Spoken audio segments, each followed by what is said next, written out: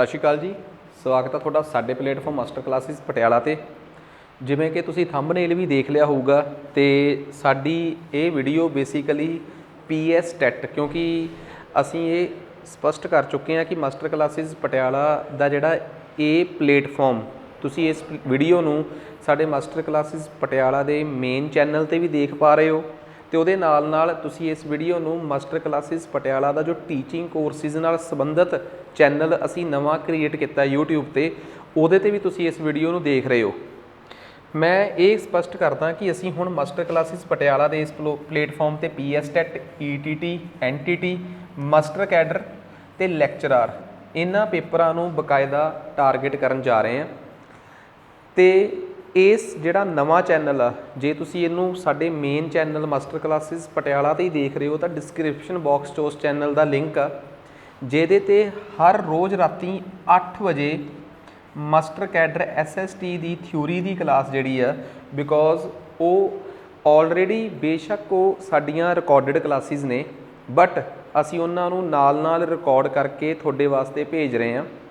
उत्थे तुसीं 8 PM master cadre दी SST वास्ते स्विक्स मास्टर कैडर दी SST वास्ते स्विक्स दीयां जिहड़ियां क्लासिस ने तुसीं उत्थे जा सकते हो, ला सकते हो तो तुसीं देख सकते हो हर रोज़ राती 8 बजे। ठीक है, खैर इस तो बिना असीं ये होर गल क्लीयर कर दईए कि तुसीं इस चीज़ नूं चंगी तरह समझते होवोगे कि PS टैट का जिहड़ा लैवल आ जे असीं 2023 के हिसाब नाल देखीए तो वाकई बहुत वधिया है। असीं ये भी स्पष्ट कर दईए कि PS टैट वास्ते असीं जो SST पढ़ा रहे हैं जिहदे च कि असीं सारा कवर करावांगे तो मास्टर कैडर की जो हिस्टरी स्विक्स होगी वो डिफरेंट आ, बिकॉज दोवां दे लैवल च फर्क आ ते उस हिसाब नाल ही दोवां दा टोटल ही जिहड़ा कंटेंट आ वो बिल्कुल अड्डो अड्ड आ। PS टैट की जिहड़ी हिस्टरी आ जां SST के जिहड़े सबजैक्ट ने वो बिल्कुल अड्ड तरीके नाल पढ़ाए जाणगे। मास्टर कैडर च उन्हां नूं अड्ड डूंघाई तक लैके जाया जाऊगा जिस तरीके नाल उन्हां ने 2022 का पेपर का लैवल इनक्रीज़ किया है जां उहदा पद्धर वधाता। हुण इहदे तो बाद दूसरा सवाल आ कि असीं फिलहाल किहड़ियां चीज़ां शुरू करन जा रहे हैं। PS टैट पेपर 1 जो कि प्राइमरी एजुकेशन लई हुंदा है, PS टैट पेपर 2 जिहड़ा कि सोशल साइंस का ते साइंस का दोवां की तैयारी कवर होगी। तो इसे प्लेटफॉर्म पर जिहड़ा एजुकेशन वाला चैनल आ साडा टीचिंग कोर्सिस वाला चैनल आ, इहदे ते ही साडी साइकोलॉजी असीं पूरे तरीके नाल बाईलिंगुअल जे तुसीं सानूं साडे बारे जाणदे हो तो तुसीं देखो असीं साइंस वगैरह जदों असीं PSSB PPSC की तैयारी कराउंदे सी जां उत्थे करा रहे हैं उत्थे भी प्योर बाईलिंगुअल मीडियम चलदा है, इंग्लिश ते प्योर पंजाबी दोवें चीज़ां अड्ड अड्ड चलदियां। सो साइकोलॉजी इत्थे भी बाईलिंगुअल इंग्लिश प्लस पंजाबी च पढ़ाई जाऊगी। जिहड़ी साडी बाकी SST के सबजैक्ट आ वो भी सारे बाईलिंगुअल चलणगे, साइंस भी बाईलिंगुअल। फिलहाल ज़्यादा समा नहीं खराब करते, अज असीं PS टैट का जिहड़ा सोशल साइंस का पेपर आ, समाजिक विग्यान वाला पेपर जिहड़ा PS टैट 2023 है, ये 91 तो लैके 150 तक सवाल जिहड़े आ इन्हां नूं 2 स्टैपां च असीं कवर करांगे। सो सब तो पहला अज 91 तो लैके 120 तक ये सवाल असीं डिस्कस करन जा रहे हैं तुहाडे नाल। सो ज़्यादा समा खराब ना करते हुए शुरू करते हैं जी। सब तो पहला सवाल ये आ कि जलियांवाले बाग का जो कांड होया सीगा उस नाल संबंधित किहड़ी गल सही नहीं है। पहली गल आ कि ये घटना 10 अप्रैल नूं नहीं 13 अप्रैल नूं वापरी सी। सो पहली ही ऑप्शन आ गई कि उन्होंने कहा गलत किहड़ी है। तुहानूं पता है कि उत्थे एक फ्लेम ऑफ लिबर्टी का बेसिकली मतलब हुंदा है कि आज़ादी की जोत। ये उत्थे जिहड़ी उत्थे स्टैचू बनया होया ये उहदा नाम है आज़ादी की जोत, फ्लेम ऑफ लिबर्टी। दूजी गल तुहानूं ये पता होना चाहिए है कि 2 जाणिਆਂ नूं अरैसट कर लिया सी पंजाब चों जिहदे करके जलियांवाले बाग का कांड वापरिया सी, सत्यापाल ते सैफुद्दीन किचलू। तीसरी गल इन्हां दोवां नूं अरैसट करके अंग्रेज़ धर्मशाला लै गए सीगे। चौथी गल उस टाइम पंजाब का जिहड़ा मुखी सी जिवें अज मुख मंत्री हुंदा उदों लैफ्टीनेंट गवर्नर माइकल एडवायर सी। उन्हें जलंधर कैंट तो फौज मंगाई तो फौज का मुखी ब्रिगेडियर डायर सीगा। वैसे उन्होंने लोग जरनल डायर कह देंगे है, वो ब्रिगेडियर सी, उहदा असली रैंक ब्रिगेडियर सी। इस कतलेआम दे विच हज़ारां तो वध लोग मरे। ਇਹਦੇ ਤੇ ਕਾਂਗਰਸ ਨੇ ਆਪਣੀ ਕਮੇਟੀ ਗਠਿਤ ਕੀਤੀ ਸੀ ਮਦਨ ਮੋਹਨ ਮਾਲਵੀਆ ਦੇ ਅੰਡਰ। ਅੰਗਰੇਜ਼ਾਂ ਦੀ ਕਮੇਟੀ ਸਰ ਹੰਟਰ ਦੇ ਅੰਡਰ ਸੀ ਤੇ ਹੰਟਰ ਕਮੇਟੀ ਨੇ ਕਿਹਾ ਸੀ ਕਿ 379 ਮੌਤਾਂ ਹੋਈਆਂ ਹਨ। ਸੋ ਜਿੰਨੇ ਵਧੀਆ ਵਧੀਆ ਫੈਕਟ ਪੇਪਰ 'ਚ ਆ ਸਕਦੇ ਆ, ਇੰਪੋਰਟੈਂਟ ਫੈਕਟ ਆ ਸਕਦੇ ਆ, ਉਹ ਮੈਂ ਤੁਹਾਨੂੰ ਸਾਰੇ ਕਵਰ ਕਰਾਤੇ। ਪਹਿਲਾ ਸਵਾਲ ਕਵਰ, ਦੂਜੇ ਸਵਾਲ ਤੇ ਆ ਜਾਓ।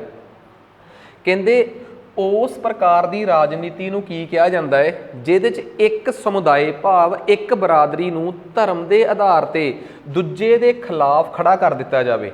ਤੇ ਸ਼ਾਇਦ ਤੁਸੀਂ ਇਸ ਚੀਜ਼ ਬਾਰੇ ਜਾਣਦੇ ਵੀ ਹੋ ਕਿ ਇਹ ਸੰਪਰਦਾਇਕਤਾ, ਵੈਸੇ ਫਿਰਕਾ ਪ੍ਰਸਤੀ ਵੀ ਤੁਹਾਡੀ ਪੇਪਰ ਦੇ ਵਿੱਚ ਸ਼ਬਦ ਲਿਖਿਆ ਸੀਗਾ, ਬਟ ਅਸਲੀ ਸ਼ਬਦ ਸੰਪਰਦਾਇਕਤਾ ਹੈ, ਕਮਿਊਨਲਿਜ਼ਮ। ਕਮਿਊਨਲਿਜ਼ਮ ਦਾ ਮਤਲਬ ਸੰਪਰਦਾਇਕਤਾ, ਜਿੱਥੇ ਧਰਮਾਂ ਨੂੰ ਆਪਸ ਦੇ ਵਿੱਚ ਕਈ ਵਾਰੀ ਲੜਾ ਕੇ ਸਿਆਸਤ ਕਰ ਲਈ ਜਾਂਦੀ ਹੈ। ਸੋ ਉਸ ਚੀਜ਼ ਨੂੰ ਅਸੀਂ ਕਮਿਊਨਲਿਜ਼ਮ ਜਾਂ ਸੰਪਰਦਾਇਕਤਾ ਕਹਿ ਕੇ ਬੁਲਾਉਂਦੇ ਹਾਂ, ਠੀਕ ਆ। ਹੋਲੋਕੌਸਟ ਬੇਸਿਕਲੀ ਘੱਲੂਘਾਰਾ ਹੁੰਦਾ ਹੈ। ਡਿਸਟਰਸਟ ਦਾ ਮਤਲਬ ਹੁੰਦਾ ਹੈ ਅਵਿਸ਼ਵਾਸ, ਤੇ ਸਟੀਰੀਓਟਾਈਪਿਸਟ ਦਾ ਮਤਲਬ ਹੁੰਦਾ ਹੈ ਆਪਣੇ ਆਪ 'ਚ ਅੰਦਰ ਕਰਦੇ ਰਹਿਣਾ। ਸੋ ਸੰਪਰਦਾਇਕਤਾ ਭਾਵ ਫਿਰਕਾ ਪ੍ਰਸਤੀ ਭਾਵ ਕਮਿਊਨਲਿਜ਼ਮ ਉਹ ਸ਼ਬਦ ਆ ਜਿਸ ਦਾ ਇਹ ਮਤਲਬ ਆ। ਸੋ ਇਹ ਦੇਖੋ ਮਾਸਟਰ ਕੈਡਰ ਦੇ ਪੇਪਰ 'ਚ ਵੀ ਥਿਊਰੀਆਂ ਥੋੜ੍ਹੀਆਂ ਥਿਊਰੀਆਂ ਟੱਚ ਹੋਈਆਂ ਨੇ। ਇਹਦਾ ਮਤਲਬ ਕਿ ਉਹਦਾ ਪੇਪਰ ਦਾ ਲੈਵਲ ਆਪਣੇ ਆਪ 'ਚ ਇੱਕ ਅੱਛਾ ਲੈਵਲ ਮੰਨਿਆ ਜਾਊਗਾ। ਤੀਸਰੇ ਸਵਾਲ ਤੇ ਆ ਜਾਓ। ਸਪਿਨਿੰਗ ਜੈਨੀ, ਇਸ ਮਸ਼ੀਨ ਦੀ ਖੋਜ ਜਿਨਨੇ ਉਦਯੋਗਿਕ ਕ੍ਰਾਂਤੀ 'ਚ ਇੱਕ ਨਵੀਂ ਦਿਸ਼ਾ ਦਿੱਤੀ। ਸੋਚ ਕੇ ਦੇਖੋ, ਵਿਸ਼ਵ ਇਤਿਹਾਸ 'ਚੋਂ ਵਰਲਡ ਹਿਸਟਰੀ 'ਚੋਂ ਸਵਾਲ ਪਾਇਆ ਹੋਵੇ, ਕਿੰਨਾ ਇੰਪੋਰਟੈਂਟ ਸਵਾਲ ਆ। ਵਰਲਡ ਹਿਸਟਰੀ 'ਚ ਕਿਸੇ ਟਾਈਮ ਇਹ ਮਾਸਟਰ ਕੈਡਰ 'ਚ ਵੀ ਨਹੀਂ ਇਹੋ ਜਿਹੇ ਸਵਾਲ ਆਉਂਦੇ ਸੀ। ਮਾਸਟਰ ਕੈਡਰ ਦਾ ਤੇ ਲੈਵਲ ਹੀ ਤਾਂ ਚੱਕਤਾ, PS ਟੈਟ ਦਾ ਲੈਵਲ ਦੇਖੋ ਕਿਵੇਂ ਆ। ਸੋ ਸਪਿਨਿੰਗ ਜੈਨੀ ਦੀ ਖੋਜ 1764 ਦੇ ਵਿੱਚ ਜੇਮਸ ਹਾਰਗਰੀਵਜ਼ ਨੇ ਕੀਤੀ ਸੀ।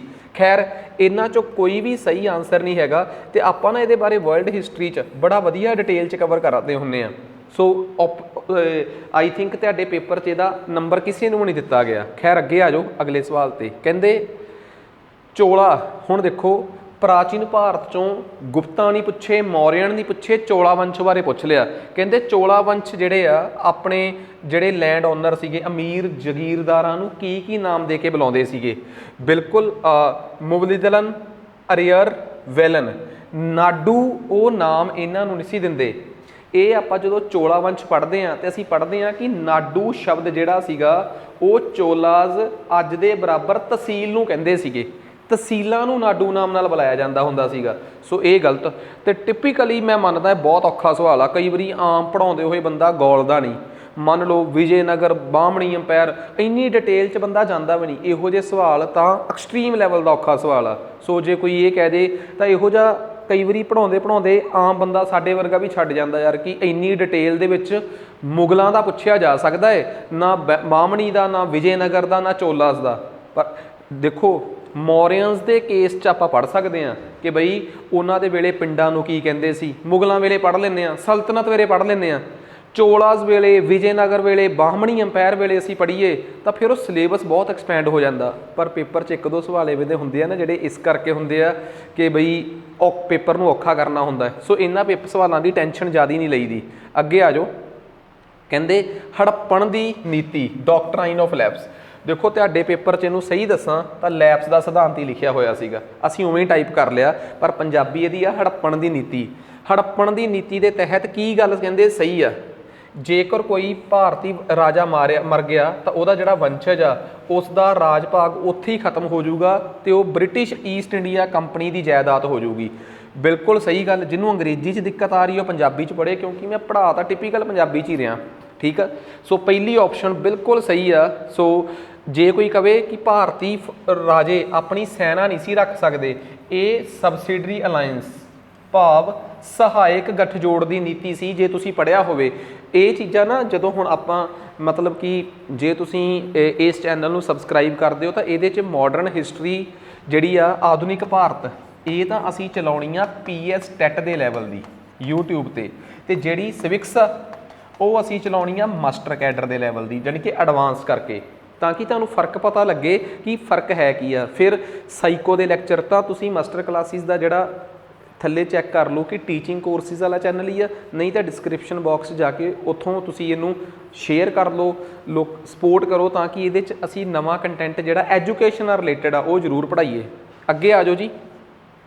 ਸਵਾਲ ਕੀ ਆ, ਮੁਗਲਾਂ ਦੇ ਵੇਲੇ ਕਹਿੰਦੇ ਜਿਹੜੇ ਰੈਂਕ ਦਿੱਤੇ ਜਾਂਦੇ ਸੀ ਕਿ ਵੀ ਮੁਗਲਾਂ ਦੇ ਵੇਲੇ ਜਿਹੜੇ ਉਹਨਾਂ ਦੇ ਮਨਸਬਦਾਰ ਹੁੰਦੇ ਸੀਗੇ, ਜਿਹੜੇ ਉਹਨਾਂ ਦੇ ਵੱਡੇ ਵੱਡੇ ਜਗੀਰਦਾਰ ਟਾਈਪ ਉਹ ਹੁੰਦੇ ਸੀਗੇ, ਕਹਿੰਦੇ ਉਹਨਾਂ ਨੂੰ ਨਾ ਅਕਬਰ ਰੈਂਕ ਦਿੰਦਾ ਹੁੰਦਾ ਸੀ। ਅਕਬਰ ਦੀ ਫੋਟੋ ਆ, ਅਕਬਰ ਰੈਂਕ ਦਿੰਦਾ ਸੀ ਜ਼ਾਤ ਤੇ ਸਵਾਰ। ਇਹਦਾ ਕੀ ਮਤਲਬ ਆ?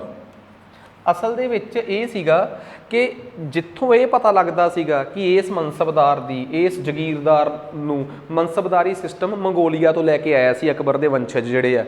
ਕਹਿੰਦੇ ਜ਼ਾਤ ਦਾ ਮਤਲਬ ਤੇ ਸੀ ਕਿ ਤੁਸੀਂ ਕਿੰਨੀ ਸੈਲਰੀ ਤੇ ਤੁਹਾਡੀ ਕਿੰਨੀ ਪਹੁੰਚ ਆ, ਮਿਲਟਰੀ ਕਿੰਨੀ ਹੋਊਗੀ, ਤੁਹਾਡੇ ਕੋਲ ਕਿੰਨੇ ਸੈਨਿਕ ਹੋਣਗੇ। ਸਵਾਰ ਦਾ ਮਤਲਬ ਹੁੰਦਾ ਸੀ ਤੁਹਾਡੇ ਕੋਲ ਕਿੰਨੇ ਘੋੜ ਸਵਾਰ ਹੋਣਗੇ। ਸੋ ਇਹ ਮਨਸਬਦਾਰੀ ਸਿਸਟਮ ਸੀ। ਕਹਿੰਦੇ ਇੱਕ ਮਨਸਬਦਾਰ ਦੀ ਸੈਲਰੀ ਤੇ ਉਹਦੀ ਮਿਲਟਰੀ ਦੀ ਤਾਕਤ, ਜ਼ਿੰਮੇਵਾਰੀ ਪਤਾ ਲੱਗਦੀ ਸੀ ਜ਼ਾਤ ਤੋਂ, ਤੇ ਉਹਦੇ ਕੋਲ ਕਿੰਨੇ ਘੋੜ ਸਵਾਰ ਆ ਉਹ ਪਤਾ ਲੱਗਦਾ ਸੀ ਸਵਾਰ ਤੋਂ। ਤਾਂ ਸ਼ਬਦ ਆ ਗਿਆ ਜ਼ਾਤ। ਸੋ ਮਨਸਬਦਾਰੀ ਸਿਸਟਮ ਦੀ ਗੱਲ ਕੀਤੀ ਗਈ ਆ। ਮੰਗੋਲੀਆ ਤੋਂ ਅਕਬਰ ਨੇ ਇਸ ਪ੍ਰਣਾਲੀ ਲਈ ਸੀ। ਇਹਦੇ 'ਚ ਉਹ ਆਪਣੇ ਮਨਸਬਦਾਰ ਜਿਹੜੇ ਉਹਦੇ ਜ਼ਿਲ੍ਹਿਆਂ ਨੂੰ ਕੰਟਰੋਲ ਕਰਦੇ ਸੀ ਉਹਨਾਂ ਨੂੰ ਰੈਂਕ ਦਿੰਦਾ ਸੀਗਾ, ਜਾਂ ਰਾਜ ਉਹਦੀਆਂ ਸਟੇਟਾਂ ਨੂੰ ਕਵਰ ਕਰਦੇ ਸੀ ਉਹਨਾਂ ਨੂੰ ਮਨਸਬਦਾਰ ਦੇ ਰੈਂਕ ਦਿੰਦਾ ਸੀ। ਉਹਨਾਂ ਨੂੰ ਦੋ ਚੀਜ਼ਾਂ ਉਹਨਾਂ ਦੀਆਂ ਹੁੰਦੀਆਂ ਸੀ ਕਿ ਤੇਰਾ ਜ਼ਾਤ ਰੈਂਕ ਦੱਸ ਕਿੰਨਾ ਹੈ ਤੇ ਤੇਰਾ ਸਵਾਰ ਰੈਂਕ ਦੱਸ ਕਿੰਨਾ ਹੈ। ਉਮੀਦ ਕਰਦਾ ਕਿ ਸਮਝ ਆ ਗਈ ਹੋਊਗੀ। ਨੈਕਸਟ ਅੱਗੇ ਆ ਗਿਆ ਜੀ ਆਪਣੇ ਕੋਲ ਅਗਲਾ ਸਵਾਲ। ਕਹਿੰਦਾ ਅਵਧ ਦਾ ਫਾਊਂਡਰ ਕੌਣ ਆ?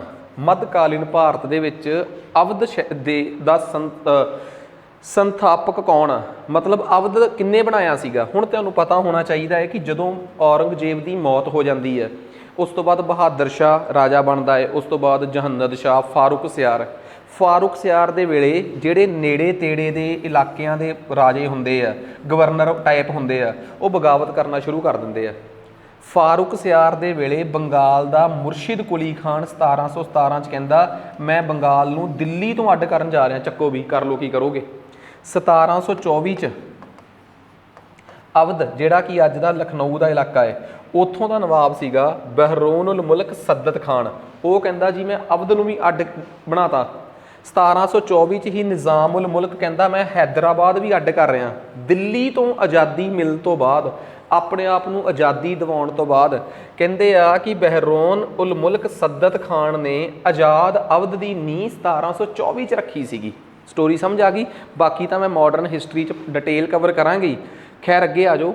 ਕਹਿੰਦੇ ਪ੍ਰਸ਼ਤਿਸ ਕੀ ਸੀਗਾ? ਹੁਣ ਬੇਸਿਕਲੀ ਪ੍ਰਾਸ਼ਸਤੀਆਂ ਜਿਹਨੂੰ ਆਪਾਂ ਪੰਜਾਬੀ 'ਚ ਕਹਿ ਦਿੰਦੇ ਹਾਂ, ਪੁਰਾਣਿਆਂ ਸਮਿਆਂ 'ਚ ਜਿਹੜੇ ਪ੍ਰਾਚੀਨ ਭਾਰਤ ਦੇ ਰਾਜੇ ਸੀ ਨਾ, ਉਹਨਾਂ ਦੇ ਵੇਲੇ ਕੀ ਹੁੰਦਾ ਸੀਗਾ, ਉਹਨਾਂ ਦੇ ਵੇਲੇ ਉਹਨਾਂ ਦੇ ਜਿਹੜੇ ਬ੍ਰਾਹਮਣ ਸੀ ਉਹ ਉਹਨਾਂ ਦੀ ਨਾ ਪ੍ਰੇਜ਼ ਦੇ ਵਿੱਚ, ਉਹਨਾਂ ਨੂੰ ਸ਼ਾਬਾਸ਼ ਦੇਣ ਵਾਸਤੇ ਜਾਂ ਉਹਨਾਂ ਦੀ ਤਾਰੀਫ ਦੇ ਵਿੱਚ ਕੁਝ ਚੀਜ਼ਾਂ ਪੱਥਰਾਂ ਦੇ ਕਢਵਾ ਦਿੰਦੇ ਸੀ। ਉਹਨਾਂ ਨੂੰ ਕਹਿੰਦੇ ਸੀ ਪ੍ਰਾਸ਼ਤੀਆਂ।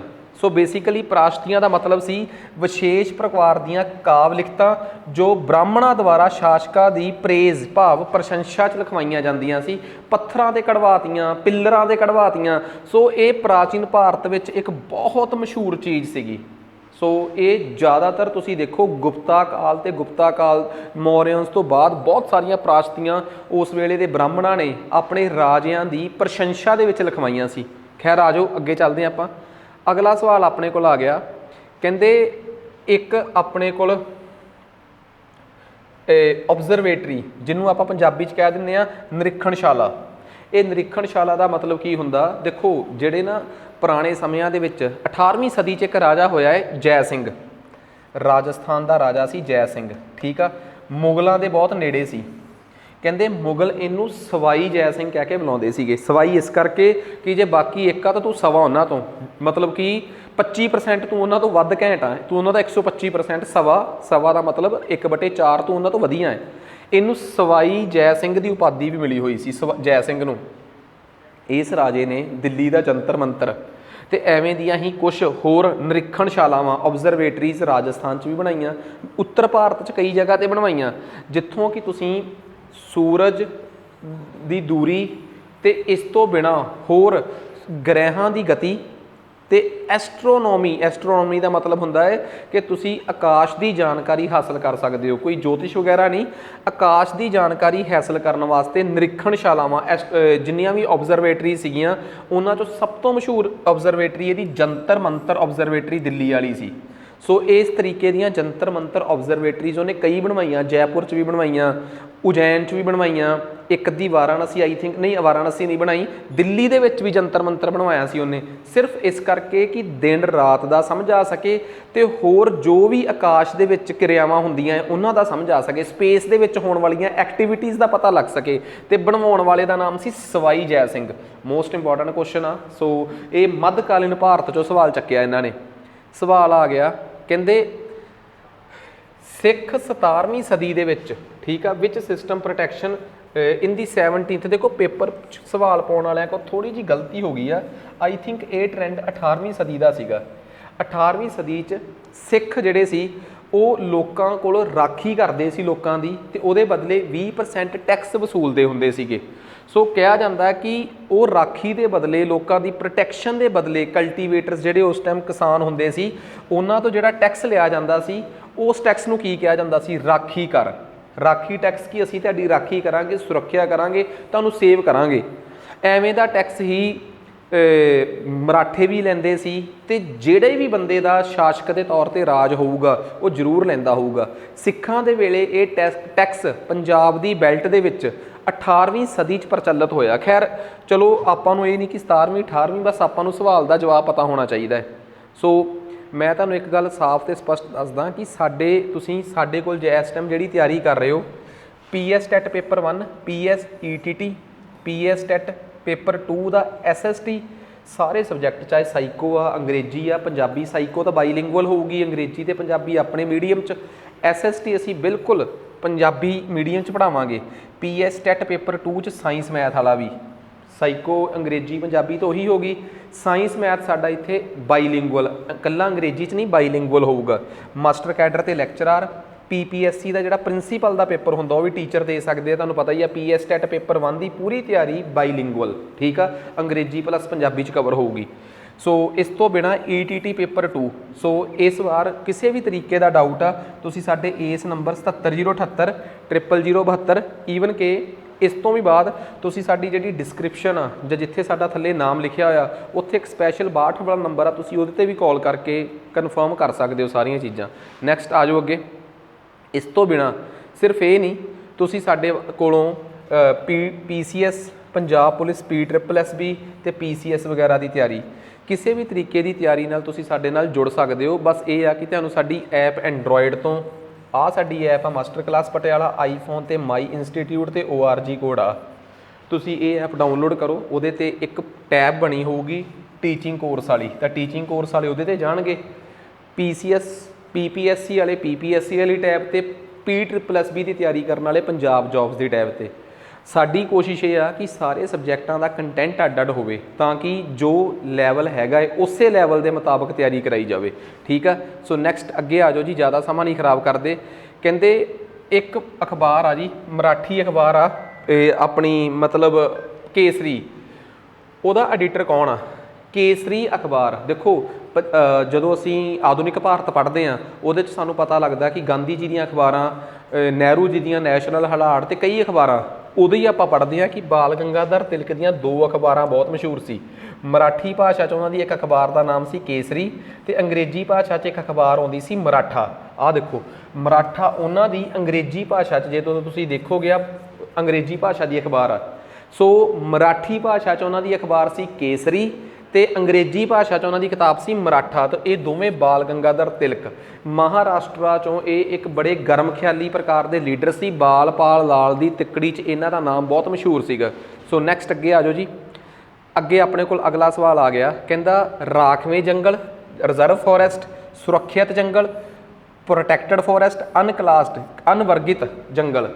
ਭਾਰਤ ਦੇ ਵਿੱਚ ਇੱਕ ਜੰਗਲ ਐਕਟ, ਫੋਰੈਸਟ ਐਕਟ 1927 ਆ, ਉਹਦੇ ਤਹਿਤ ਇਹ ਜੰਗਲਾਂ ਦੀ ਵੰਡ ਹੋਈ ਆ। ਪਹਿਲੀ ਗੱਲ ਕਹਿੰਦੇ ਰਿਜ਼ਰਵ ਫੋਰੈਸਟ ਉਹ ਫੋਰੈਸਟ ਹੁੰਦੇ ਆ ਜਿਨ੍ਹਾਂ ਨੂੰ ਸਭ ਤੋਂ ਵੱਧ ਕੀਮਤੀ ਮੰਨਿਆ ਜਾਂਦਾ ਹੈ ਤੇ ਉਹ ਦੇਸ਼ ਦੇ ਵਾਸਤੇ ਸਭ ਤੋਂ ਵੱਧ ਅਹਿਮ ਨੇ। ਸੁਰੱਖਿਅਤ ਜੰਗਲ ਉਹ ਨੇ ਜਿਹੜੇ ਫੋਰੈਸਟ ਜਿਹੜੇ ਆ ਉਹਨਾਂ ਨੂੰ ਇੱਕ ਖਤਰੇ ਤੋਂ ਵੱਧ ਵਾਸਤੇ ਸੁਰੱਖਿਅਤ ਕਰ ਲਿਆ ਜਾਂਦਾ ਹੈ। ਸਭ ਤੋਂ ਵੱਧ ਸੁਰੱਖਿਆ ਇਹਨਾਂ ਨੂੰ ਦਿੱਤੀ ਜਾਂਦੀ ਆ। ਦੂਜੇ ਨੰਬਰ ਤੇ ਕਹਿੰਦੇ ਕਿ ਜਿਨ੍ਹਾਂ ਨੂੰ ਹੋਰ ਜ਼ਿਆਦਾ ਨੁਕਸਾਨ ਪਹੁੰਚਾਉਣ ਤੋਂ ਰੋਕਿਆ ਜਾਵੇ ਉਹਨਾਂ ਨੂੰ ਪ੍ਰੋਟੈਕਟਡ ਜੰਗਲ, ਤੇ ਜਿਹੜੇ ਜੰਗਲ ਵਗੈਰਾ ਉਹ ਸਰਕਾਰ ਤੇ ਨਿੱਜੀ ਜਾਇਦਾਦਾਂ ਹੋਣ ਇਹਨਾਂ ਤੇ ਕੋਈ ਬਹੁਤਾ ਗੌਰ ਨਹੀਂ ਕੀਤਾ ਜਾਂਦਾ, ਉਹਨਾਂ ਨੂੰ ਕਿਹਾ ਜਾਂਦਾ ਹੈ ਅਨਕਲਾਸਡ, ਅਨਵਰਗਿਤ ਜੰਗਲ। ਜੰਗਲਾਂ ਦੀ ਤਿੰਨੇ ਡੈਫੀਨੇਸ਼ਨਾਂ ਪੇਪਰ 'ਚ ਬਹੁਤ ਇੰਪੋਰਟੈਂਟ ਨੇ ਤੇ ਮੋਸਟ ਇੰਪੋਰਟੈਂਟ ਨੇ। ਸੋ ਆਪਾਂ ਸਭ ਤੋਂ ਪਹਿਲਾਂ ਆਪਾਂ ਦੇਖਿਆ ਕਿ ਏ ਜਿਹੜਾ ਹੈ ਉਹ 2 ਨਾਲ ਮੈਚ ਕਰ ਰਿਹਾ, B 3 ਨਾਲ ਤੇ C 1 ਨਾਲ। So A is the correct option. ਉਮੀਦ ਕਰਦਾ ਕਿ ਸਮਝ ਆ ਗਿਆ ਹੋਊਗਾ। ਚੱਲੀਏ ਆਪਾਂ ਅੱਗੇ। ਕਹਿੰਦੇ ਅਸੀਂ ਅਕਸਰ 3 ਪ੍ਰਕਾਰ ਦੀਆਂ ਚਟਾਨਾਂ ਦੇਖਦੇ ਹਾਂ। ਦੇਖੋ ਇਹਨਾਂ ਨੇ ਤਾਂ ਪੰਜਾਬੀ 'ਚ ਸੈਡੀਮੈਂਟਰੀ ਲੈ ਕੇ ਸਾਰਤਾ। ਜਦੋਂ ਮੈਗਮਾ ਥੱਲੇੋਂ ਨਿਕਲ ਕੇ ਲਾਵਾ ਬਾਹਰ ਨਿਕਲਦਾ ਤੇ ਜਿਹੜੀਆਂ ਸਿੱਧੀਆਂ ਚਟਾਨਾਂ ਬਣਦੀਆਂ ਉਹਨਾਂ ਨੂੰ ਅਗਨੀ ਚਟਾਨਾਂ ਕਹਿੰਦੇ ਆ, ਅੰਗਰੇਜ਼ੀ 'ਚ ਕਹਿੰਦੇ ਆ ਇਗਨੀਅਸ ਰੌਕਸ। ਜਿਹੜੀਆਂ ਚਟਾਨਾਂ ਖੁਰ ਕੇ ਫਿਰ ਉਸ ਤੋਂ ਬਾਅਦ ਉਹਨਾਂ ਦੀਆਂ ਤਹਿਾਂ ਲੱਗ ਜਾਂਦੀਆਂ ਵੇ ਆ ਦੇਖੋ ਤਹਿਾਂ ਦੇ ਵਿੱਚ, ਇਹਨਾਂ ਚਟਾਨਾਂ ਨੂੰ ਕਹਿੰਦੇ ਆ ਤਲਛੱਟੀ ਚਟਾਨਾਂ, ਭਾਵ ਸੈਡੀਮੈਂਟਰੀ ਰੌਕਸ। ਪੇਪਰ 'ਚ ਆਉਂਦਾ ਹੁੰਦਾ ਕਿ ਜਿਹੜੀਆਂ ਸਟੈਟਾਜ਼ ਭਾਵ ਪਰਤਾਂ ਦੇ ਵਿੱਚ ਜਿਹੜੀਆਂ ਉਹ ਹੁਣ ਲਹਿਰਾਂ ਦੇ ਵਿੱਚ ਪਰਤਾਂ ਦੇ ਵਿੱਚ ਹੋਣ ਵਾਲੀਆਂ ਚਟਾਨਾਂ ਨੂੰ ਕੀ ਕਹਿੰਦੇ ਆ? ਤਲਛੱਟੀ, ਭਾਵ ਕਿ ਸੈਡੀਮੈਂਟਰੀ ਰੌਕਸ। ਸੋ ਪੇਪਰ 'ਚ ਪੁੱਛਿਆ ਸੀ ਆਹ ਸੈਡੀਮੈਂਟਰੀ ਰੌਕਸ ਹੁੰਦੀਆਂ ਨੇ। ਖੈਰ ਆ ਜਾਓ ਅੱਗੇ, ਆ ਜਾਓ ਅਗਲੇ ਸਵਾਲ ਤੇ ਆ ਗਏ। ਕਹਿੰਦੇ ਉੱਤਰਾਖੰਡ ਦੇ ਇਲਾਕੇ 'ਚ ਹਿਮਾਲਿਆ ਦੇ ਵਿੱਚ ਕਹਿੰਦੇ ਕਿਹੜੀ ਅੰਦੋਲਨ ਸੀ ਜਿਹਦੇ ਨਾਲ ਜੰਗਲ ਨੂੰ ਕੱਟਣ ਤੋਂ ਰੋਕਿਆ ਗਿਆ ਸੀਗਾ? ਸੁੰਦਰ ਲਾਲ ਬਹੁਗੁਣਾ ਜੀ ਦੀ ਇਹ ਫੋਟੋ ਆ, ਜਿਹੜੇ ਉਸ ਅੰਦੋਲਨ ਦੇ ਨਾਇਕ ਸੀ। ਚਿਪਕੋ ਅੰਦੋਲਨ ਉਹਦਾ ਨਾਮ ਸੀ। 1972-73 ਦੇ ਅਰਾਊਂਡ ਦੀ ਗੱਲ ਆ। ਸੋ ਚਿਪਕੋ ਅੰਦੋਲਨ ਉੱਤਰਾਖੰਡ ਦਾ ਇਲਾਕਾ ਸੀਗਾ। ਸੋ ਇਹ ਗੱਲ ਬਹੁਤ ਇੰਪੋਰਟੈਂਟ ਆ। ਹਰ ਇੱਕ ਫੈਕਟ ਦੱਸਦਾ ਕਿ ਲੀਡਰ ਵੀ ਦੱਸਦਾ ਕਿ ਕੌਣ ਆ, ਕੀ ਪਤਾ ਅਗਲੀ ਵਾਰ ਪੇਪਰ 'ਚ ਆ ਜੇ। ਕਹਿੰਦੇ ਉਸ ਉਦਯੋਗ ਦਾ ਨਾਮ ਦੱਸੋ ਜਿਹਦੇ 'ਚ ਜਿਹੜੇ ਅਰਧ ਕੁਸ਼ਲ ਲੋਕ ਹੁੰਦੇ ਆ, ਸੈਮੀ ਸਕਿਲਡ ਲੇਬਰ, ਉਹ ਚੱਲ ਸਕਦੀ ਆ, ਤੇ ਜਿਹੜੇ ਲੋਕਲ ਚੀਜ਼ਾਂ ਚੱਕ ਕੇ ਉਹਨੂੰ ਸਮਾਨ ਬਣਾਉਂਦੇ ਆ ਉਹਨਾਂ ਨੂੰ ਕਹਿੰਦੇ ਆ ਛੋਟੇ ਉਦਯੋਗ, ਛੋਟੇ ਪੱਧਰ ਦੇ ਉਦਯੋਗ, ਸਮਾਲ ਸਕੇਲ ਇੰਡਸਟਰੀਜ਼। ਜਿਹੜੇ ਬਿਲਕੁਲ ਹੀ ਘਰਾਂ 'ਚ ਚੱਲਦੇ ਉਹਨਾਂ ਨੂੰ ਲਘੂ ਉਦਯੋਗ, ਮਤਲਬ ਕਿ ਮਾਈਕਰੋ ਸਕੇਲ ਇੰਡਸਟਰੀਜ਼। ਜਿਹੜੇ ਛੋਟੇ ਉਦਯੋਗ ਆ ਫਿਰ ਉਸ ਤੋਂ ਬਾਅਦ ਆਉਂਦੇ ਆ ਮੀਡੀਅਮ ਸਕੇਲ ਇੰਡਸਟਰੀਜ਼, ਦਰਮਿਆਨੇ ਉਦਯੋਗ। ਤੇ ਇਹਨਾਂ ਸਾਰਿਆਂ ਵਾਸਤੇ ਮਾਈਕਰੋ ਜਾਣੀ ਕਿ ਲਘੂ, ਤੇ ਛੋਟੇ ਸਮਾਲ, ਤੇ ਦਰਮਿਆਨੇ ਮੀਡੀਅਮ ਸਕੇਲ ਇੰਡਸਟਰੀਜ਼ ਵਾਸਤੇ ਭਾਰਤ 'ਚ ਇੱਕ ਮੰਤਰਾਲਾ ਹੈ MSME। ਆਈ ਥਿੰਕ 2007 'ਚ ਇਸ ਮੰਤਰਾਲੇ ਦਾ ਗਠਨ ਕੀਤਾ ਗਿਆ ਸੀ। ਇਹ ਨਵੀਂ ਗੱਲ ਸੁਣ ਲਓ। ਕਹਿੰਦੇ ਕਿਹੜਾ ਉਦਯੋਗ ਆ ਜਿਹੜਾ ਲੋਕਲ ਕੱਚੇ ਮਾਲ ਨੂੰ ਇਸਤੇਮਾਲ ਕਰਦਾ ਹੈ ਤੇ ਅਰਧ ਕੁਸ਼ਲ ਉੱਥੇ ਲੇਬਰ ਕੰਮ ਕਰਦੀ ਆ ਤੇ ਲੋਕਲ ਹੀ ਚੀਜ਼ਾਂ ਨੂੰ ਖਰੀਦ ਲੈਂਦੇ ਆ, ਸਮਾਲ ਸਕੇਲ ਇੰਡਸਟਰੀਜ਼। ਸੋ ਮੋਸਟ ਇੰਪੋਰਟੈਂਟ ਗੱਲ ਆ। ਅੱਗੇ ਆ ਜਾਓ। ਕਹਿੰਦੇ ਇਹੋ ਜਿਹੀ ਬੰਦਰਗਾਹ ਕਿਹੜੀ ਆ ਜਿਹੜੀ ਬੰਦਰਗਾਹ ਨੂੰ ਪ੍ਰੈਕਟੀਕਲੀ ਵਰਤਿਆ ਜਾਂਦਾ ਹੈ ਕਿ ਉੱਥੇ ਦੂਜੇ ਦੇਸ਼ਾਂ 'ਚੋਂ ਸਮਾਨ ਆ ਕੇ ਐਕਸਪੋਰਟ ਹੁੰਦਾ ਹੈ? ਬਿਲਕੁਲ, ਉੱਥੇ ਸਾਰਾ ਸਮਾਨ ਆ ਕੇ ਉੱਥੋਂ ਦੂਜੇ ਦੇਸ਼ਾਂ ਨੂੰ ਐਕਸਪੋਰਟ ਹੁੰਦਾ ਹੈ। ਸਿੰਗਾਪੁਰ ਦੀ ਬੰਦਰਗਾਹ ਇਸੇ ਲਈ ਮਸ਼ਹੂਰ ਆ। ਉਹ ਹੁੰਦੀਆਂ ਜੀ, ਉਹਨਾਂ ਨੂੰ ਕਹਿੰਦੇ ਆ ਇੰਟਰਪੋਰਟ ਬੰਦਰਗਾਹਾਂ। ਇਹ ਇੰਟਰਪੋਰਟ ਬੰਦਰਗਾਹਾਂ ਉਹ ਬੰਦਰਗਾਹਾਂ ਹੁੰਦੀਆਂ ਜਿਨ੍ਹਾਂ ਦਾ ਮਕਸਦ ਹੁੰਦਾ ਕਿ ਉਹਨਾਂ ਨੂੰ ਨਿਰਯਾਤ ਵਾਸਤੇ ਉਹਨਾਂ ਬੰਦਰਗਾਹਾਂ ਦਾ ਇਸਤੇਮਾਲ ਹੁੰਦਾ। ਤੁਸੀਂ ਕਹੋਗੇ ਸਰ ਪੈਕੇਟ ਸਟੇਸ਼ਨ ਕੀ ਹੁੰਦੇ ਆ?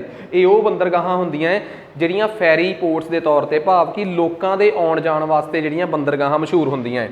ਪੋਰਟ ਆਫ ਕਾਲ ਕਹਿੰਦੇ ਉਹ ਬੰਦਰਗਾਹਾਂ ਜਿਹੜੀਆਂ ਬੰਦਰਗਾਹਾਂ ਤੇ ਆਪਾਂ ਕਾਲ ਕਰਕੇ ਕਿ ਸਾਡਾ ਤੇਲ ਮੁੱਕ ਗਿਆ, ਉੱਥੇ ਰੀਫਿਊਲਿੰਗ, ਤੇਲ ਨੂੰ ਦੁਬਾਰਾ ਭਰਵਾ ਸਕਦੇ ਹਾਂ। ਕਹਿੰਦੇ ਨੇਵਲ ਪੋਰਟਸ, ਜਿਨ੍ਹਾਂ ਉਹ ਬੰਦਰਗਾਹਾਂ ਜਿਨ੍ਹਾਂ ਨੂੰ ਤੁਹਾਡੀ ਫੌਜ ਵਰਤਦੀ ਆ ਉਹਨਾਂ ਨੂੰ ਨੇਵਲ ਪੋਰਟਸ ਕਿਹਾ ਜਾਂਦਾ ਹੈ। ਉਮੀਦ ਕਰਦਾ ਕਿ ਹਰ ਪ੍ਰਕਾਰ ਦੀਆਂ 10ਵੀਂ ਕਲਾਸ ਦੀ ਜੋਗਰਾਫੀ ਦੀ ਕਿਤਾਬ, ਜਿਹੜਾ ਨਵੀਂ ਕਿਤਾਬ ਆਈ ਆ, ਉਹਦੇ 'ਚੋਂ ਸਵਾਲ ਪੁੱਛਿਆ ਸੀ ਤੁਹਾਨੂੰ ਇਹ। ਸੋ ਇਹ ਬਹੁਤ ਇੰਪੋਰਟੈਂਟ ਗੱਲਾਂ ਨੇ। ਖੈਰ ਅੱਗੇ ਆ ਜਾਓ। ਕਹਿੰਦੇ ਹਿਊਮਨ ਡਿਵੈਲਪਮੈਂਟ, ਮਨੁੱਖੀ ਵਿਕਾਸ ਨੂੰ ਲੈ ਕੇ, ਇਹ ਤਾਂ ਦੇਖੋ 10ਵੀਂ ਕਲਾਸ ਦੀ ਕਿਤਾਬ ਦਾ ਸਵਾਲ ਆਏ, 10ਵੀਂ ਕਲਾਸ ਦੀ ਕਿਤਾਬ ਦਾ। ਕਹਿੰਦੇ ਇਨਕਮ ਅਪਰੋਚ, ਠੀਕ ਆ, ਮਤਲਬ ਆਮਦਨ ਪਹੁੰਚ ਵਿਧੀ, ਵੈਲਫੇਅਰ ਅਪਰੋਚ, ਕਲਿਆਣਕਾਰੀ ਪਹੁੰਚ ਵਿਧੀ, ਬੇਸਿਕ ਨੀਡ ਅਪਰੋਚ, ਮੁੱਢਲੀਆਂ ਜ਼ਰੂਰਤਾਂ ਵਾਲੀ ਪਹੁੰਚ ਵਿਧੀ, ਤੇ ਕੈਪੇਬਿਲਿਟੀ ਅਪਰੋਚ, ਕਾਬਲੀਅਤ ਪਹੁੰਚ ਵਿਧੀ। ਇਹ ਹਿਊਮਨ ਡਿਵੈਲਪਮੈਂਟ ਦੇ 4 ਕਰੈਕਟਰ ਨੇ। ਤੇ ਇਹਨਾਂ 'ਚੋਂ ਜੇ ਕੋਈ ਮੈਨੂੰ ਪੁੱਛੇ ਕੈਬਿਲਿਟੀ ਅਪਰੋਚ ਦੱਸਣ ਵਾਲੇ ਅਰਥ ਸ਼ਾਸਤਰੀ ਦਾ ਨਾਮ ਸੀ ਅਮਰਤਿਆ ਸੇਨ। ਅਮਰਤਿਆ ਸੇਨ ਨੇ ਵੈਲਫੇਅਰ ਅਪਰੋਚ ਨਹੀਂ ਸੀ ਦੱਸੀ। ਸੋ ਇਹਦਾ ਆਨਸਰ ਆ ਗਿਆ ਜੀ B। ਗੱਲ ਇਹ ਆ ਕਿ ਹੁਣ ਇਹਦੇ ਤੇ ਮੈਂ ਜ਼ਿਆਦਾ ਡਿਟੇਲ 'ਚ ਨਹੀਂ ਜਾ ਸਕਦਾ ਕਿਉਂਕਿ ਜਿਹੜੀ ਆਪਣੀ ਇਨਕਮ ਅਪਰੋਚ ਆ ਉਹ ਇਹ ਕਹਿੰਦੀ ਆ ਕਿ ਮਨੁੱਖੀ ਵਿਕਾਸ ਸਿਰਫ ਤੇ ਸਿਰਫ ਪੈਸੇ ਨਾਲ ਸੰਬੰਧਿਤ ਆ। ਜਿੰਨਾ ਕਿਸੇ ਕੋਲ ਪੈਸਾ ਓਨਾ ਮਨੁੱਖੀ ਵਿਕਾਸ। ਬੇਸਿਕ ਨੀਡ ਅਪਰੋਚ ਇਹ ਕਹਿੰਦੀ ਆ ਕਿ ਬੰਦੇ ਦੀਆਂ ਬੇਸਿਕ ਜ਼ਰੂਰਤਾਂ ਪਹਿਲਾਂ ਪੂਰੀਆਂ ਹੋਣੀਆਂ ਚਾਹੀਦੀਆਂ, ਮੁੱਢਲੀ ਜ਼ਰੂਰਤਾਂ ਪਹਿਲਾਂ ਪੂਰੀਆਂ ਹੋਣ। ਜਿਹੜੀ ਤੁਹਾਡੀ ਕਾਬਲੀਅਤ ਵਾਲੀ ਪਹੁੰਚ ਵਿਧੀ ਆ ਉਹ ਇਹ ਕਹਿੰਦੀ ਆ ਕਿ ਮਨੁੱਖੀ ਕਾਬਲੀਅਤ ਜਿਹੜੀ ਆ ਉਹ ਬੇਸਿਕਲੀ ਉਹ ਕਿਹੜੇ ਖੇਤਰ 'ਚ ਵਧਣੀ ਚਾਹੀਦੀ ਆ? ਸਿਹਤ ਦੇ ਖੇਤਰ 'ਚ, ਐਜੂਕੇਸ਼ਨ ਦੇ ਖੇਤਰ 'ਚ ਤੇ ਤੁਹਾਡੇ ਕੋਲ ਸੰਸਾਧਨ ਤੱਕ ਤੁਹਾਡੀ ਪਹੁੰਚ, ਇਸ ਖੇਤਰ 'ਚ ਜੇ ਅਸੀਂ ਵੱਧ ਗਏ ਤਾਂ ਸਮਝ ਲਓ ਸਾਡੀ ਮਨੁੱਖੀ ਵਿਕਾਸ ਹੋ ਗਿਆ। ਇਹ ਗੱਲ ਆ ਕੈਬਿਲਿਟੀ ਅਪਰੋਚ ਵੱਲ, ਮਤਲਬ ਕਾਬਲੀਅਤ ਪਹੁੰਚ ਵਿਧੀ ਦੇ ਅਨੁਸਾਰ। ਇਹ ਗੱਲ ਕਹਿਣ ਵਾਲਾ ਸ਼ਖਸ ਕੌਣ ਆ? ਅਮਰਤਿਆ ਸੇਨ। ਅਮਰਤਿਆ ਸੇਨ ਹੀ ਉਹ ਆ ਜਿਨੇ ਮਨੁੱਖੀ ਵਿਕਾਸ ਸੂਚਕਾਂਕ 1990 ਚ ਯੂਨਾਈਟਿਡ ਨੇਸ਼ਨ ਸੰਯੁਕਤ ਰਾਸ਼ਟਰ ਨੂੰ ਬਣਾ ਕੇ ਦਿੱਤਾ ਹੈ। ਸੋ ਇਹ ਉਸ ਚੈਪਟਰ 'ਚ ਆਪਾਂ ਥੋੜੀ ਜਿਹੀ ਡਿਟੇਲ 'ਚ ਪੜ੍ਹਦੇ ਹਾਂ। ਆ ਤਿੰਨੇ ਅਪਰੋਚਾਂ ਰੱਟਾਂ ਮਾਰ ਲਿਓ, ਪੇਪਰ 'ਚ ਆ ਜਾਂਦੀਆਂ। ਅੱਗੇ ਆ ਜਾਓ, ਕਹਿੰਦਾ ਇਹਨਾਂ 'ਚੋਂ ਕਿਹੜਾ ਇਹੋ ਜਿਹਾ ਮਿਨਰਲ ਆ, ਕਿਹੜਾ ਇਹੋ ਜਿਹਾ ਖਣਿਜ ਆ ਜਿਹੜਾ ਲੋਹੇ ਨਾਲ ਭਰਿਆ ਹੈ। ਕਿਹੜੇ ਕਿਹੜੇ ਖਣਿਜ 'ਚ ਲੋਹਾ ਹੁੰਦਾ? ਜ਼ਿੰਕ 'ਚ ਹੁੰਦਾ, ਐਲੂਮੀਨੀਅਮ 'ਚ ਹੁੰਦਾ, ਮੈਗਨੀਸ਼ੀਅਮ, ਟਾਈਟੇਨੀਅਮ, ਕ੍ਰੋਮੀਅਮ, ਕਾਪਰ। ਮਾਰੋ ਰੱਟਾ। ਮੈਗਨੀਸ਼ੀਅਮ ਇਹਨਾਂ 'ਚੋਂ ਆ, ਬਾਕੀਆਂ 'ਚ ਲਾਈਮਸਟੋਨ, ਮਾਈਕਾ ਤੇ ਜਿਪਸਮ। ਇਹ ਲੋਹਾ ਰਹਿਤ, ਨੌਨ ਫੈਰਸ, ਲੋਹਾ ਰਹਿਤ, ਬਿਨਾਂ ਲੋਹੇ ਵਾਲੇ ਖਣਿਜ ਹੁੰਦੇ ਆ। ਇਹ ਲੋਹੇ ਵਾਲੇ ਆ। ਕੀ ਪਤਾ ਇਹਨਾਂ 'ਚੋਂ ਕੱਲ੍ਹ ਨੂੰ ਕੋਈ ਹੋਰ ਪੁੱਛ ਲੈਣ। ਆ ਜਾਓ ਜੀ ਅੱਗੇ, 109 ਨੰਬਰ ਸਵਾਲ। ਕਹਿੰਦਾ ਇਹਨਾਂ 'ਚੋਂ ਕਿਹੜਾ ਹੈ ਜਿਹੜਾ ਬਿਲਕੁਲ ਘੱਟ ਪ੍ਰਦੂਸ਼ਣ ਕਰਦਾ? ਪੈਟਰੋਲੀਅਮ ਗਲਤ, ਡੀਜ਼ਲ ਗਲਤ, ਕੋਲਾ, CNG ਬਿਲਕੁਲ ਸਹੀ ਗੱਲ ਆ। ਤੇ ਕਈ ਵਾਰੀ ਪੇਪਰ 'ਚ ਹੁਣ ਸਵਾਲ ਬਦਲ ਦੇਣਗੇ ਇਸ ਵਾਰ। ਕਹਿੰਦੇ CNG 'ਚ ਕੀ ਹੁੰਦਾ ਹੈ? CNG 'ਚ ਮਥੇਨ ਹੁੰਦੀ ਆ। LPG 'ਚ ਕੀ ਹੁੰਦਾ? ਪ੍ਰੋਪੇਨ ਜ਼ਿਆਦੀ ਤੇ ਥੋੜੀ ਬੁਟੇਨ। ਇਹ ਵੀ ਪੇਪਰ 'ਚ ਪੁੱਛਿਆ ਜਾ ਸਕਦਾ ਹੈ ਕਿ CNG ਕਿੱਥੋਂ ਬਣਦੀ ਆ ਤੇ ਉਹ ਕਿੱਥੋਂ ਬਣਦੀ ਆ। ਸੋ ਆਹ ਮੈਂ ਇੱਕ ਸਾਈਡ ਤੇ ਟੇਬਲ ਫੋਟੋ ਇਸ ਕਰਕੇ ਲਾਤੀ ਤਾਂ ਕਿ ਤੁਹਾਨੂੰ ਸਮਝ ਆ ਜਾਏ ਕਿ ਅਗਲੀ ਵਾਰ ਸਵਾਲ ਕੀ ਆ ਸਕਦਾ ਹੈ। CNG ਕੰਪਰੈਸਡ ਨੈਚੁਰਲ ਗੈਸ ਤੇ LPG ਲਿਕੁਇਫਾਈਡ ਪੈਟਰੋਲੀਅਮ ਗੈਸ। LPG 'ਚ ਪ੍ਰੋਪੇਨ ਤੇ ਬੁਟੇਨ ਤੇ CNG 'ਚ ਮਿਥੇਨ। ਆ ਮਾਰੋ ਰੱਟਾ। ਨੈਕਸਟ ਅੱਗੇ ਆ ਜਾਓ। ਕਹਿੰਦੇ ਭਾਰਤ 'ਚ ਪਹਿਲਾ ਭੂ ਥਰਮਲ ਪਲਾਂਟ, ਜਿਹਨੂੰ ਆਪਾਂ ਜੀਓ ਥਰਮਲ, ਪਾਣੀ ਦੇ ਥੱਲਿਓਂ ਜਿਵੇਂ ਮਣੀਕਰਨ ਸਾਹਿਬ ਉਹ ਨਿਕਲਦੀ ਆ, ਉਸ ਚੀਜ਼ ਨੂੰ ਊਰਜਾ ਦੇ ਤੌਰ ਤੇ ਵਰਤ ਕੇ ਬਿਜਲੀ ਪੈਦਾ ਕਰਨਾ। ਇਹ ਕਨਸੈਪਟ ਮੋਦੀ ਸਰਕਾਰ ਪਹਿਲੀ ਵਾਰ ਪੂਗਾ ਵੈਲੀ ਚਲਾ ਰਹੀ ਆ। ਪੂਗਾ ਵੈਲੀ ਜੋ ਲਦਾਖ 'ਚ ਆ। ਸੋ ਭਾਰਤ ਦਾ ਇਹ ਪਹਿਲਾ ਹੀ ਜੀਓ ਥਰਮਲ ਭੂ ਥਰਮਲ ਪਲਾਂਟ ਬਣਨ ਜਾ ਰਿਹਾ ਹੈ। ਠੀਕ ਆ, ਭੂ ਤਾਪ ਪਲਾਂਟ ਇਹਨੂੰ ਕਹਿ ਦਿੰਦੇ ਆ। ਖੈਰ ਅੱਗੇ ਆ ਜਾਓ। ਕਹਿੰਦੇ ਜਦੋਂ ਇਸ ਪ੍ਰਕਾਰ ਦੀ ਖੇਤੀਬਾੜੀ, ਕਿਸ ਇੱਕ ਪ੍ਰਕਾਰ ਦੀ ਖੇਤੀਬਾੜੀ ਜਿੱਥੇ ਤੁਸੀਂ ਜਾਨਵਰ ਵੀ ਚਾਰੋ ਤੇ ਆਪਣੇ ਖੇਤ ਵੀ ਹੋਣ ਤੁਹਾਡੇ, ਉਹਨੂੰ ਕਹਿੰਦੇ ਆ ਮਿਸ਼ਰਤ ਖੇਤੀਬਾੜੀ, ਮਿਕਸਡ ਖੇਤੀਬਾੜੀ ਆ। ਉਹਦੀ ਫੋਟੋ ਆ। ਕਮਰਸ਼ੀਅਲ, ਜਦੋਂ ਤੁਸੀਂ ਵਪਾਰਕ ਫਸਲਾਂ ਲਾਓ ਜਿਹੜੀਆਂ ਬਾਜ਼ਾਰ 'ਚ ਵਿਕਦੀਆਂ ਹੋਣ। ਜਦੋਂ ਤੁਸੀਂ ਬਹੁਤ ਜ਼ਿਆਦਾ ਵੱਡੇ ਪੱਧਰ ਤੇ ਖੇਤੀਬਾੜੀ ਕਰਦੇ ਹੋ, ਇੰਟੈਂਸਿਵ ਖੇਤੀਬਾੜੀ। ਜਦੋਂ ਤੁਸੀਂ ਬਹੁਤ ਛੋਟੇ ਪੱਧਰ ਤੇ ਜਿਹੜੀ ਖੇਤੀਬਾੜੀ ਹੁੰਦੀ ਹੈ ਉਹਨੂੰ ਕਹਿੰਦੇ ਜੀਵਨ ਨਿਰਭਰ, ਬਸ ਉਹਦੇ ਨਾਲ ਤੁਹਾਡਾ ਗੁਜ਼ਾਰਾ ਹੋਵੇ, ਉਹਨੂੰ ਕਹਿੰਦੇ ਸਬਸਿਡੈਂਸ ਫਾਰਮਿੰਗ, ਸਿਰਫ ਜੀਵਨ ਨਿਰਬਾਹ ਵਾਲੀ ਖੇਤੀਬਾੜੀ। ਸੋ ਆਹ ਗੱਲਾਂ ਮੈਂ ਸਮਝ ਆ ਗਈਆਂ। ਤੁਹਾਡਾ 10ਵੀਂ ਕਲਾਸ ਦੇ ਵਿੱਚ ਐਗਰੀਕਲਚਰ ਖੇਤੀਬਾੜੀ ਵਾਲੇ ਚੈਪਟਰ 'ਚੋਂ ਸਵਾਲ ਪੁੱਛਿਆ ਗਿਆ ਕਿਉਂਕਿ ਡਿਟੇਲ 'ਚ ਪੜ੍ਹਾਇਆ ਹੋਇਆ ਹੈ ਤਾਂ ਪਤਾ ਕੀ ਆ ਕਿੱਥੋਂ ਕਿੱਥੋਂ ਸਵਾਲ ਆਏ ਹੋਏ ਆ। ਅੱਗੇ ਆ ਜਾਓ ਜੀ ਅਗਲੇ ਸਵਾਲ ਤੇ। ਕਹਿੰਦਾ ਸ਼ਿਫਟਿੰਗ ਕਲਟੀਵੇਸ਼ਨ, ਜਿਹਨੂੰ ਆਪਾਂ ਕਹਿੰਦੇ ਬਦਲਵੀਂ ਖੇਤੀ, ਕਿ ਇੱਕ ਜਗ੍ਹਾ ਤੇ ਤੁਸੀਂ ਜੰਗਲ ਦੇ ਥੋੜੇ ਜਿਹੇ ਹਿੱਸੇ ਨੂੰ ਸਾੜਤਾ, ਉੱਥੇ ਖੇਤੀ ਕਰ ਲਈ ਤੇ ਉਸ ਇਲਾਕੇ ਦੇ ਵਿੱਚ ਕੀ ਹੁੰਦਾ? ਮੀਂਹ ਕਣੀ ਤੇ ਗਰਮੀ ਬਹੁਤ ਹੁੰਦੀ ਆ। ਤੁਸੀਂ ਉੱਥੋਂ ਅੱਗੇ ਗਏ, ਮੀਂਹ ਬਹੁਤ ਆ ਉਸ ਇਲਾਕੇ 'ਚ, ਗਰਮੀ ਬਹੁਤ ਆ, ਜੰਗਲ ਦੁਬਾਰਾ ਫੇਰ ਛੇਤੀ ਹਰਾ ਹੋ ਜਾਂਦਾ ਹੈ। ਸੋ ਉਹਨੂੰ ਕਹਿੰਦੇ ਆ ਜੂਮ ਕਲਟੀਵੇਸ਼ਨ, ਯਾਨੀ ਕਿ ਬਦਲਵੀਂ ਖੇਤੀ। ਕਹਿੰਦੇ ਇਹ ਜ਼ਿਆਦਾਤਰ ਉੱਥੇ ਹੁੰਦੀ ਆ ਜਿੱਥੇ ਬਹੁਤ ਜ਼ਿਆਦਾ ਮੀਂਹ ਤੇ ਬੜੀ ਛੇਤੀ ਜੰਗਲ ਰੀਜਨਰੇਟ ਦੁਬਾਰਾ ਪੈਦਾ ਹੋ ਜਾਂਦਾ। ਬਿਲਕੁਲ ਸਹੀ ਗੱਲ ਆ। ਸੋ ਪਹਿਲੀ ਗੱਲ ਬਿਲਕੁਲ ਸਹੀ ਆ, ਪਰ ਇਹਨਾਂ ਨੇ ਪੁੱਛਿਆ ਕਈ ਆਪਸ਼ਨਸ। ਤੇ ਇੱਕ ਗੱਲ ਹੋਰ, ਰੁੱਖਾਂ ਨੂੰ ਕੱਟ ਤੇ ਸਾੜ ਕੇ ਜ਼ਮੀਨ ਨੂੰ ਤਿਆਰ ਕੀਤਾ ਜਾਂਦਾ, ਦੂਜੀ ਗੱਲ ਵੀ ਸਹੀ ਆ। ਸਵਾਹ ਨੂੰ ਮਿੱਟੀ 'ਚ ਹੀ ਰਲਾ ਦਿੱਤਾ ਜਾਂਦਾ, ਤੀਜੀ ਗੱਲ ਵੀ ਬਿਲਕੁਲ ਸਹੀ ਆ। ਥੱਲੇ ਇਸ ਵਾਰ ਆਪਸ਼ਨ ਐਵੇਂ ਪੁੱਛੇ ਕਿ ਕਿਹੜੇ ਕਿਹੜੇ ਇੱਕੋ ਪਲਾਟ 'ਚ ਸਾਲ 'ਚ ਇੱਕ ਤੋਂ ਵੱਧ ਨਾ ਬਈ ਏਡੇ, ਮਤਲਬ ਕਿ ਉਹ ਇੱਕ ਹੀ ਫਸਲ ਲੈਂਦੇ ਇੱਕ ਵਾਰ 'ਚ, ਤਾਂ ਇੱਕ ਸਾਲ 'ਚ ਦੋ ਫਸਲਾਂ ਨਹੀਂ ਲਈਆਂ ਜਾਂਦੀਆਂ। ਬਸ ਉਹ ਕੀ ਕਰਦੇ ਆ, ਖੇਤ ਸਾੜਦੇ ਆ ਤੇ ਉਸ ਤੋਂ ਬਾਅਦ ਉੱਥੇ ਜਲਦੀ ਮੀਂਹ ਪੈਣ ਕਰਕੇ ਦੁਬਾਰਾ ਫੇਰ ਹੋ ਜਾਂਦਾ ਹੈ ਤੇ ਖੇਤ ਸਾੜਦੇ ਆ ਤੇ ਖੇਤ ਨੂੰ ਸਾੜ ਕੇ ਸਵਾਹ ਮਿੱਟੀ 'ਚ ਹੀ ਮਿਲਾ ਜਾਂਦੇ ਆ ਤੇ ਆਪ ਅੱਗੇ ਚਲੇ ਜਾਂਦੇ ਆ। ਉਨੇ ਚਿਰ 'ਚ ਮੀਂਹ ਕਣੀ ਕਰਕੇ, ਕਿਉਂਕਿ ਉਹਨਾਂ ਇਲਾਕਿਆਂ 'ਚ ਮੀਂਹ ਬਹੁਤ ਹੁੰਦਾ, ਸੰਘਣੇ ਜੰਗਲਾਂ 'ਚ, ਭਾਰਤ 'ਚ ਉੱਤਰ ਪੂਰਬ 'ਚ ਇਹ ਖੇਤੀਬਾੜੀ ਬਹੁਤ ਹੁੰਦੀ, ਉੱਥੇ ਇਹਨੂੰ ਜੂਮ ਖੇਤੀਬਾੜੀ ਕਹਿੰਦੇ ਆ। ਸੋ ਇਹਦੀਆਂ ਕਹਿੰਦੇ ਕਿਹੜੀਆਂ ਕਿਹੜੀਆਂ ਗੱਲਾਂ ਸਹੀ ਨੇ? ਪਹਿਲੀ, ਦੂਜੀ, ਤੀਜੀ, ਚੌਥੀ ਦਾ ਕੋਈ ਸੰਬੰਧ ਨਹੀਂ ਹੈਗਾ। ਸੋ ਨੈਕਸਟ ਅੱਗੇ ਆ ਗਿਆ ਜੀ ਤੇ 113ਵਾਂ ਸਵਾਲ। ਜੁਆਇੰਟ ਸੈਕਟਰ ਇੰਡਸਟਰੀ, ਮਤਲਬ ਜਿਹਨੂੰ ਸਰਕਾਰ ਤੇ ਪ੍ਰਾਈਵੇਟ ਅਦਾਰੇ ਮਿਲ ਕੇ ਚਲਾਉਣ, ਉਹ ਭਾਰਤ 'ਚ ਮਰੂਤੀ ਆ, ਜਿਹਨੂੰ ਸੰਜੇ ਗਾਂਧੀ, ਇੰਦਰਾ ਗਾਂਧੀ ਦੀ ਸਰਕਾਰ ਵੇਲੇ ਭਾਰਤ 'ਚ ਲੈ ਕੇ ਆਏ ਸੀ। ਸੋ ਮਰੂਤੀ ਉਦਯੋਗ ਭਾਰਤ 'ਚ ਇੱਕ ਸਾਂਝੇ ਸੈਕਟਰ ਦੀ ਇੱਕ ਬੈਸਟ ਐਗਜ਼ਾਮਪਲ ਆ। ਹੁਣ ਇਹਦੇ 'ਚੋਂ ਬਾਅਦ ਸਰਕਾਰ ਨੇ ਹੌਲੀ ਹੌਲੀ ਹਿੱਸੇਦਾਰੀ ਕੱਢ ਲਈ, ਪਰ ਹਾਂ ਆ ਜਿਹੜੀ ਸੁਧਾ ਡੈਰੀ ਆ ਇਹ ਬਿਹਾਰ ਦੇ ਵਿੱਚ ਕੋਆਪਰੇਟਿਵ ਸਹਿਕਾਰੀ ਸੰਸਥਾ ਹੈ। ਸਹਿਕਾਰੀ ਦਾ ਮਤਲਬ ਸਮਝ ਗਏ, ਜਿਹੜੀ ਲੋਕਾਂ ਦੀ ਭਾਗੀਦਾਰੀ ਨਾਲ ਚੱਲੇ। ਆਨੰਦ ਇਹ ਗੁਜਰਾਤ ਦੀ ਉਹ ਆ ਤੇ ਹਿੰਦੁਸਤਾਨ ਐਰੋਨੌਟਿਕਲ ਲਿਮਟਿਡ ਇਹ ਭਾਰਤ ਦੀ ਪਬਲਿਕ ਸੈਕਟਰ ਸਰਕਾਰੀ ਕੰਪਨੀਆਂ ਜਹਾਜ਼ ਬਣਾਉਣ ਵਾਲੀ ਆ ਕੋਆਪਰੇਟਿਵ ਸੁਸਾਇਟੀਆਂ ਨੇ ਸਹਿਕਾਰੀ ਸਭਾਵਾਂ ਨੇ ਆ ਜੁਆਇੰਟ ਸੈਕਟਰ ਕੰਪਨੀਆਂ। ਹੁਣ ਇਹਦੇ 'ਚ ਵੀ ਜੁਆਇੰਟ ਸੈਕਟਰ ਵਾਲਾ ਕੰਮ ਜ਼ਿਆਦਾ ਰਹਿ ਨਹੀਂ ਗਿਆ, ਇਹ ਵੀ ਪ੍ਰਾਈਵੇਟ ਹੀ ਹੋ ਗਈ ਜ਼ਿਆਦੀ। ਖੈਰ ਅੱਗੇ ਆ ਜਾਓ। ਕਹਿੰਦੇ ਇਹ ਚੈਪਟਰ ਵੀ 10ਵੀਂ ਕਲਾਸ 'ਚ ਪੜ੍ਹਾਇਆ ਹੁੰਦਾ ਆਪਾਂ ਕਿ ਇਹੋ ਜਿਹਾ ਪਿਰਾਮਿਡ ਜਦੋਂ ਕੋਈ ਕਹਿ ਦੇ ਕਿ ਆਬਾਦੀ ਵਾਲਾ ਪਿਰਾਮਿਡ, ਕੋਈ ਕਵੇ ਸਰ ਆਹ ਹੁਣ ਇਹ ਤਾਂ ਦੇਖੋ ਥੱਲੇ ਆਬਾਦੀ ਜ਼ਿਆਦਾ ਹੋਣ ਦਾ ਮਤਲਬ ਆ ਕਿ ਬੱਚਿਆਂ ਦਾ ਬਹੁਤ ਜਨਮ ਹੋ ਰਿਹਾ ਹੈ, ਉੱਪਰਲੇ ਪਾਸੇ ਜਾਂਦੇ ਜਾਂਦੇ ਏਜ ਗਰੁੱਪ ਵੱਧ ਜਾਂਦਾ ਹੈ 70-80 ਤੋਂ ਉੱਪਰ ਇਹ ਪਤਲਾ ਹੋਈ ਜਾਵੇ, ਮਤਲਬ ਕਿ ਬਜ਼ੁਰਗ ਬੰਦੇ ਬਹੁਤ ਘੱਟ ਦਿਸ ਰਹੇ ਆ, ਇਹਦਾ ਮਤਲਬ ਬਹੁਤ ਜ਼ਿਆਦਾ ਮਰ ਰਹੇ ਆ। ਕਹਿੰਦੇ ਕਿ ਜੇ ਕੋਈ ਕਵੇ ਕਿ ਥੱਲੇ ਬੇਸ ਆਧਾਰ ਬਹੁਤ ਚੌੜਾ ਹੈ ਤੇ ਉੱਪਰ ਬਹੁਤ ਤਿੱਖਾ, ਇਹਦਾ ਕੀ ਮਤਲਬ ਆ?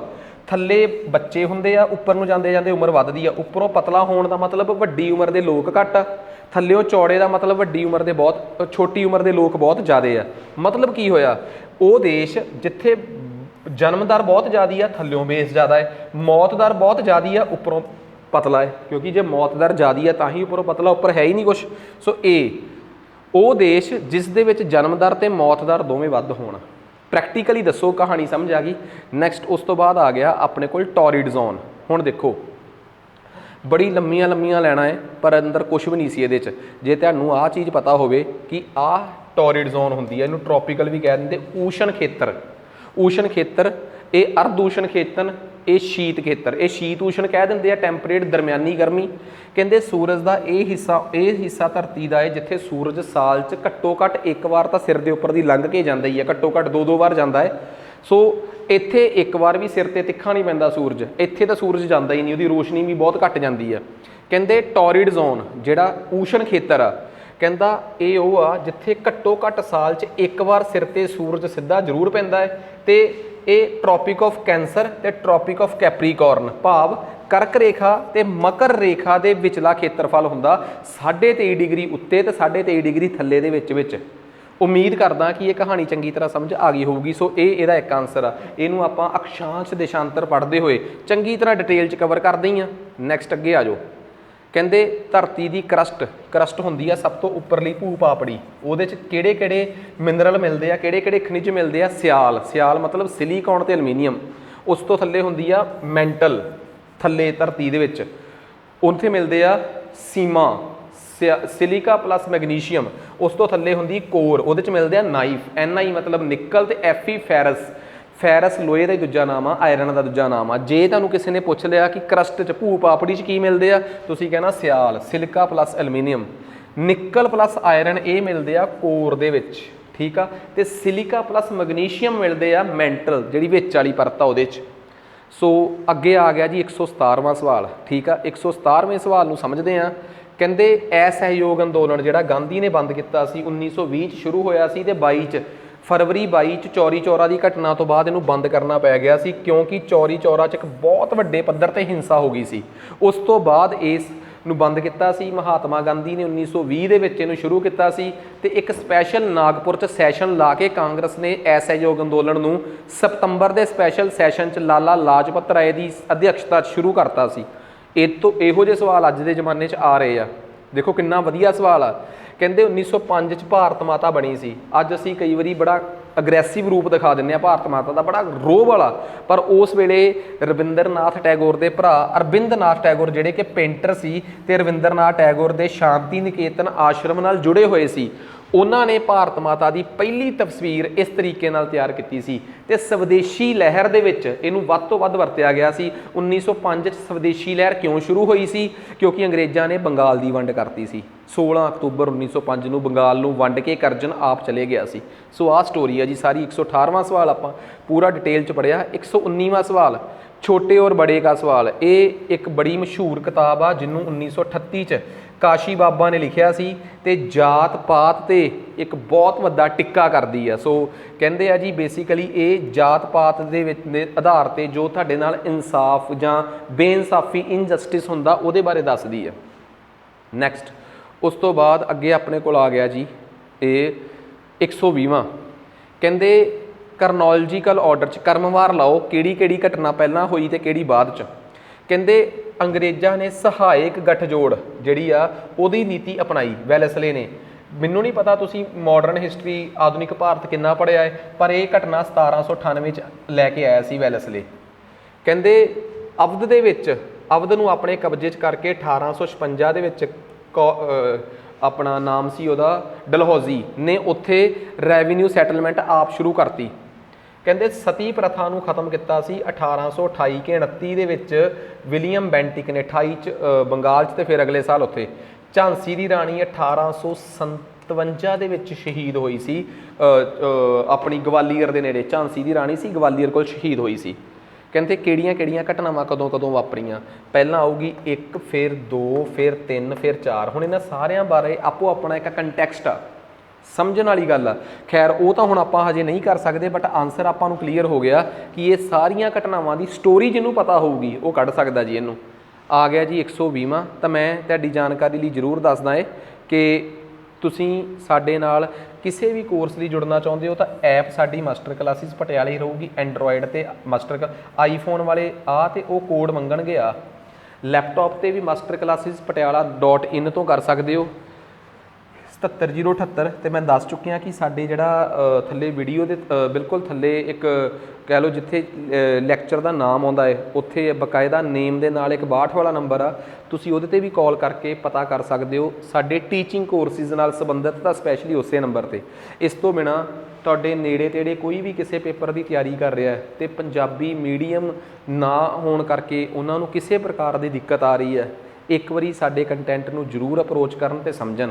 ਅੱਜ ਵਾਸਤੇ ਇੰਨਾ ਹੀ ਬਹੁਤ ਆ। ਅਗਲੇ 30 ਸਵਾਲ ਜਿਹੜੇ ਆ ਉਹ ਅਗਲੀ ਕਲਾਸ 'ਚ ਆਪਾਂ ਕਵਰ ਕਰਾਂਗੇ। ਸੋ ਮਿਲਦੇ ਹਾਂ ਜੀ, ਧੰਨਵਾਦ।